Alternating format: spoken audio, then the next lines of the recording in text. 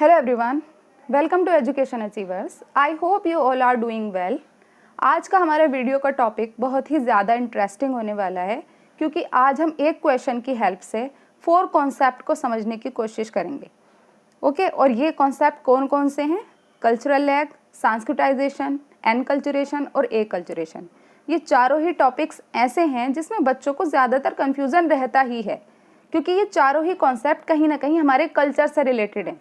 तो अगर याद कर भी लेते हैं बच्चे, समझ भी लेते हैं, तो एग्ज़ाम में क्या होता है कि कंफ्यूज हो जाते हैं कि सांस्कृताइजेशन क्या था और कल्चरल लैग क्या था। तो हम इन चारों ही कॉन्सेप्ट को बहुत ही आसान शब्दों में और बहुत ही क्विक वे में जानने की कोशिश करेंगे। चलिए देखते हैं कि हमारा क्वेश्चन है क्या।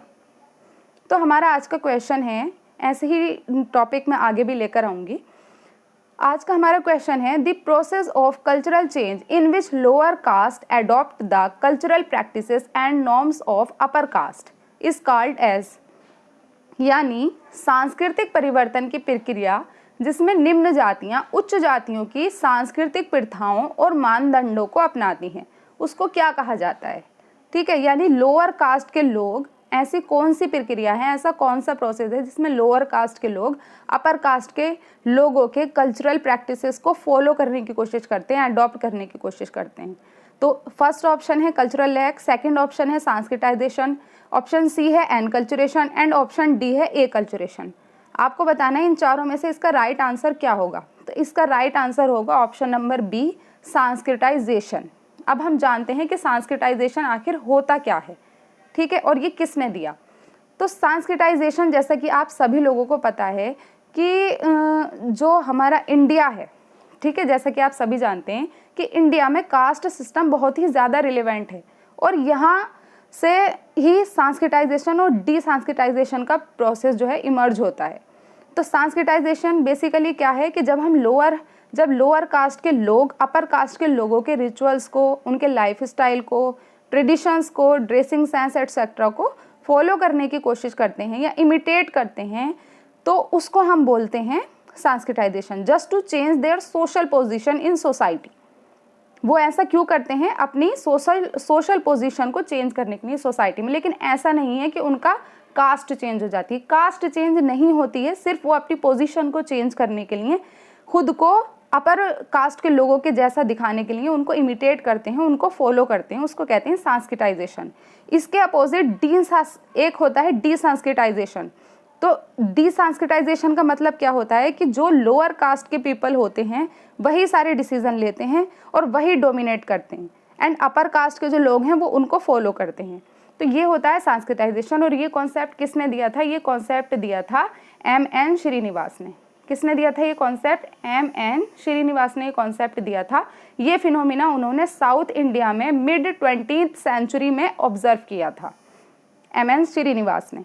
तो ये पूछा जाता है क्वेश्चन कि सांस्कृताइजेशन का कॉन्सेप्ट किसने दिया, तो answer will be M.N. Srinivas.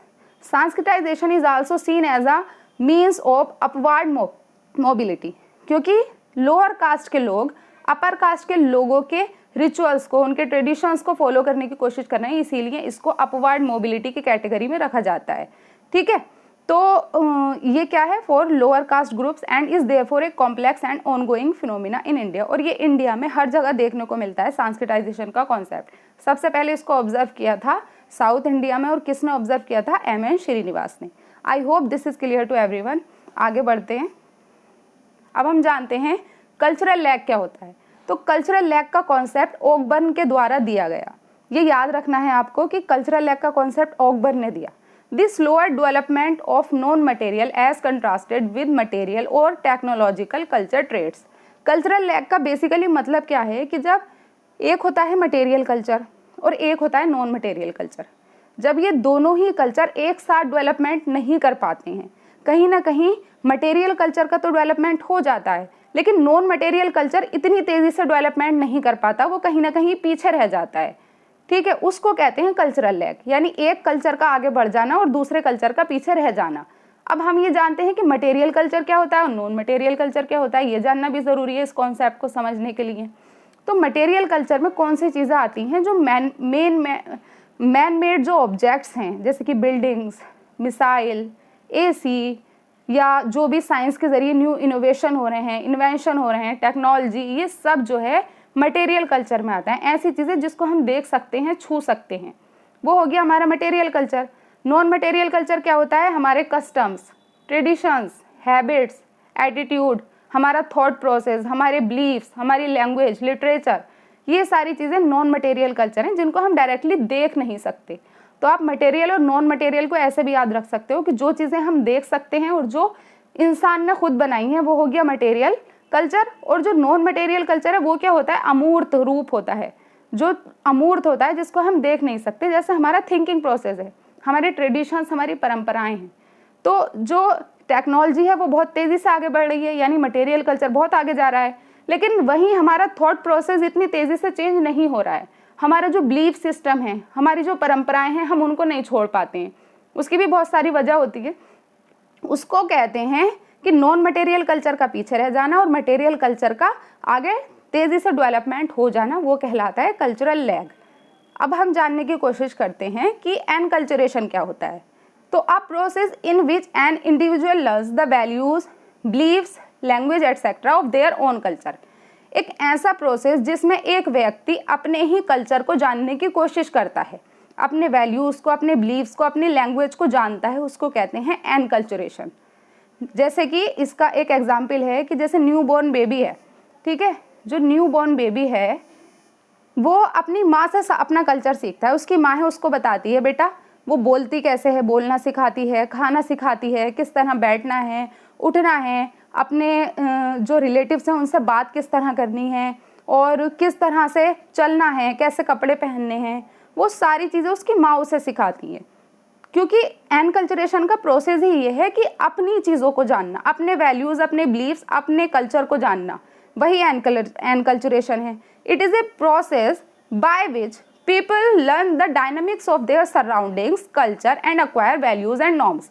यानी कि एक ऐसा प्रोसेस है जिसमें अपनी सराउंडिंग के कल्चर को जानने की कोशिश करता है इंसान, ठीक है। कोई भी व्यक्ति अपने आसपास के कल्चर को जानने की कोशिश करता है, उसको समझने की कोशिश करता है, और वो ऐसा बिहेव करता है जो समाज में एक्सेप्टेबल हो, उसको कहते हैं एनकल्चरेशन।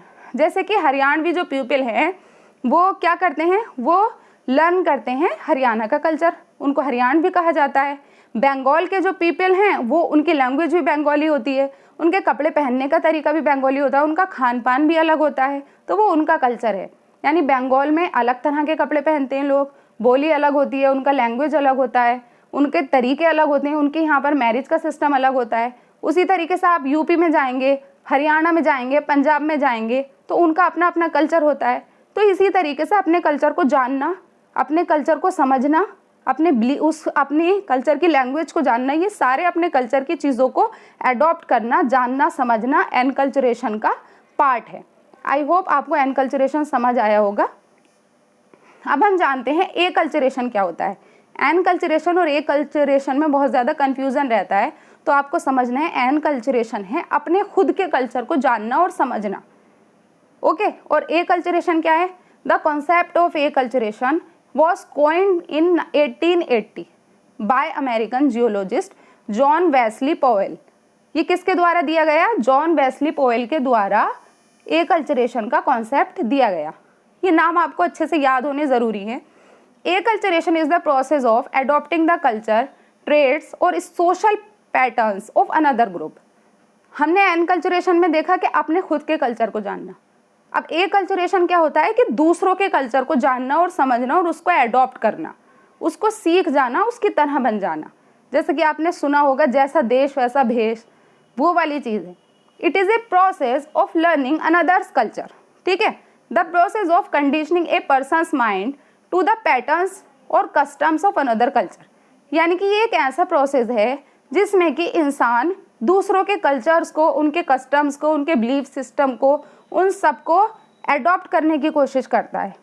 इसका सबसे अच्छा एग्जाम्पल है कि आज हमारी मातृभाषा हिंदी है लेकिन हम इंग्लिश बोलते हैं, ठीक है। और आजकल इंडिया में भी वेस्टर्न क्लॉथ्स ज़्यादा पहने जाते हैं, लोग वेस्टर्न कपड़ों को ज़्यादा अहमियत देते हैं, ठीक है। और इसके अलावा ये नहीं है कि इंडिया के लोग अगर अमेरिका का कल्चर फॉलो कर रहे हैं तो उसी को एकल्चरेशन बोलेंगे।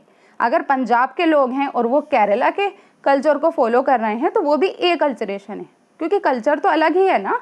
जैसे कि पंजाबी लोग अलग हैं और हरियाणा के लोग अलग हैं, ऐसे ही बंगाल के लोग अलग हैं, आसाम के अलग हैं। तो एक से दूसरे कल्चर को फॉलो करना, अपने कल्चर को छोड़कर अगले कल्चर को फॉलो करना। तो Haryanvi people learning culture of Assam, जैसे कि हरियाणा के पीपल हैं वो आसाम का कल्चर अगर फॉलो कर रहे हैं, सीख रहे हैं, या पंजाब के जो लोग हैं वो केरला के कल्चर को सीख रहे हैं। तो ये सारी चीज़ें एकल्चरेशन का पार्ट है। इसमें हम दूसरे कल्चर को सीखते हैं। अपने कल्चर तो है ही, लेकिन उसके बाद हम दूसरे कल्चर को सीखने की कोशिश करते हैं, उसमें एडजस्ट होने की कोशिश करते हैं। ये होता है एकल्चरेशन। अब एक मॉडल है जॉन बेरी का एकल्चरेशन का मॉडल, क्योंकि एग्जाम में आजकल out of the syllabus question भी आ रहे हैं, तो आपको पता होना चाहिए कि इससे जुड़ी हुई चीज़ें क्या क्या हैं। इससे कई बार क्वेश्चन आ सकता है इसके पॉइंट से, तो हमें ये भी जानना ज़रूरी है कि जॉन बेरी ने एक मॉडल दिया था एकल्चरेशन का। उसके 4 पार्ट्स थे। एक था एसिमिलेशन, एक था इंटीग्रेशन, थर्ड था सेपरेशन और फोर्थ था मार्जिनाइजेशन। इन चारों का ही मीनिंग अलग अलग है, हम समझते हैं इनका मीनिंग क्या है। तो एसिमिलेशन का मतलब है where someone from a different culture adopts the cultural norm of the country region that they have moved to. अगर यहाँ का इंसान इंडिया का अमेरिका चला जाता है और वहाँ के लोगों के कल्चर को फॉलो करता है, उसको कहते हैं एसिमिलेशन, यानी कि उनके देश के जैसा भेष अपना लेना, उनके कल्चर को पूरी तरह अडॉप्ट कर लेना, उसको कहेंगे एसिमिलेशन। इंटीग्रेशन क्या होगा? Where people adopt both the dominant culture and their original culture combining the two at the same time. जब इंडिया का कोई व्यक्ति है वो अमेरिका जा रहा है, तो वो इंडिया के रिचुअल्स और वहाँ के कल्चर को भी फॉलो कर रहा है और अमेरिका के को भी फॉलो कर रहा है, यानी कि वो इंटीग्रेट कर रहा है, दोनों कल्चर को वो साथ में फॉलो कर रहा है, उसको कहेंगे इंटीग्रेशन। अब तीसरा सेपरेशन का क्या मतलब है? When someone rejects the dominant culture and keep their culture of origin instead, यानी कि वो व्यक्ति जो अपने खुद का कल्चर तो भूल जाता है, जैसे इंडिया का अगर अमेरिका जाके रहता है तो वो इंडिया का कल्चर तो भूल जाता है और वहीं के कल्चर को अपना लेता है। यह है ना, when someone rejects the dominant culture and keep their culture of origin instead. ठीक है। अब फोर्थ है marginalisation, when someone rejects both there original culture and the cultural norm, यानी कि एक ऐसा व्यक्ति जो जहाँ जाकर रहता है नए कल्चर में उसको भी अडॉप्ट नहीं कर पाता, उसको भी फॉलो नहीं करता, और जो उसका खुद का कल्चर है जो उसने बचपन से देखा है, बचपन से सीखा है, वो उसको भी फॉलो नहीं करता। तो कहीं ना कहीं मार्जिन पर रहता है, वो बीच में रहता है, कन्फ्यूज़न में रहता है, वो ना इस कल्चर को मानता है ना इस कल्चर को मानता है। उस स्टेज को कहते हैं मार्जिनलाइजेशन। ये हैं चारों कॉन्सेप्ट, एसिमिलेशन, इंटीग्रेशन, सेपरेशन और मार्जिनलाइजेशन।